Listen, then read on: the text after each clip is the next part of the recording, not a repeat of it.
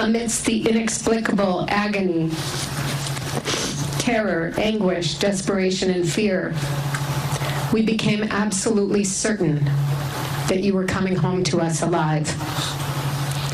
But it was not to be. Now I no longer have to worry about you. I know you are no longer in danger. Welcome back to GMA3. That's the mother of 23-year-old Israeli-American Hirsch Goldberg Poland, one of 6 Israeli hostages murdered in Gaza last week. The funerals for those hostages were held over the past 2 days. This, as we saw, the largest protests in Israel since the start of the war, including one outside of Prime Minister Benjamin Netanyahu's home. ABC News foreign correspondent Marcus Moore is there in Israel. And Marcus, I'm curious what the protesters and the families of these hostages are saying. And is there any hope that those remaining hostages will be coming home? Well, Eva, first of all, there is hope. And that's what the families who we've met and their friends of those still being held captive, they have hope that they can come back alive, those who are believed to still be alive in Gaza, and also that the bodies of the others who have presumed to have been killed or passed away, that they will be returned to their families here in Israel. There is the hope, and that's one of the things we've heard from people who've taken to the streets every night, really since the October 7th terror attacks, is that they believe that a ceasefire and a hostage deal really is the only hope they have of seeing their loved ones again. On the topic of a potential ceasefire deal and those negotiations, President Biden meeting with U.S. negotiators here on Monday, and he says the Israeli prime minister is not doing enough to secure a hostage deal or a ceasefire.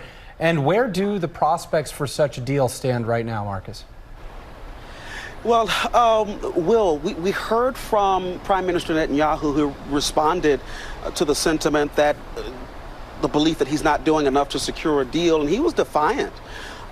He said that they will not back down on their core demands. And one of the sticking points is whether there will be Israeli troops in an area known as the Philadelphia corridor, which is right along the Egyptian border and Gaza. That is where the Israelis say that arms and other weapons are brought in that Hamas has been using to attack Israeli troops. And so by leaving that area, Netanyahu has said that it would leave Israel open to more attacks. And so that really is where things stand right now, Will. That's the big impasse, because Hamas has said that they want a full withdrawal of Israeli troops from Gaza. And Netanyahu says that is something that they would never agree to. A lot of critics of this war point to the number of Palestinian civilians that have been killed. I'm curious right now, is there anywhere safe for those people to go? Eva, based on the interviews, the witness accounts that we have, that our team has been able to gather in Gaza, the short answer to that question really is no. I mean, there have been humanitarian zones set up in Gaza that you're well aware of in months prior, but even some of these areas have come under attack. And we know that the Israelis have issued warnings telling Palestinian civilians to move away from certain areas where operations would be unfolding. But the ongoing concern, the ongoing criticism is that families in Gaza really have no safe place to go. So how would you describe Israeli sentiment toward their own prime minister right now? Well, it's layered, it's nuanced. There's no one way of thinking in terms of the Israeli public and how they view Benjamin Netanyahu. Of course, there are people who are critical of Netanyahu just in his position as prime minister. They don't think he should be representing the government, and they want him gone.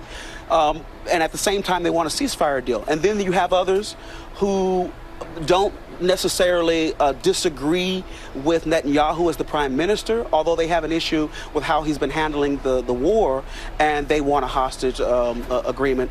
And then you have others who support him full stop. And they want this war to continue. They say that Benjamin Netanyahu is right in that Hamas has to be eliminated, and they have to stop at nothing to eliminate Hamas and also ensure that October 7th doesn't happen again. ABC News foreign correspondent Marcus Moore, thank you so much for being with us.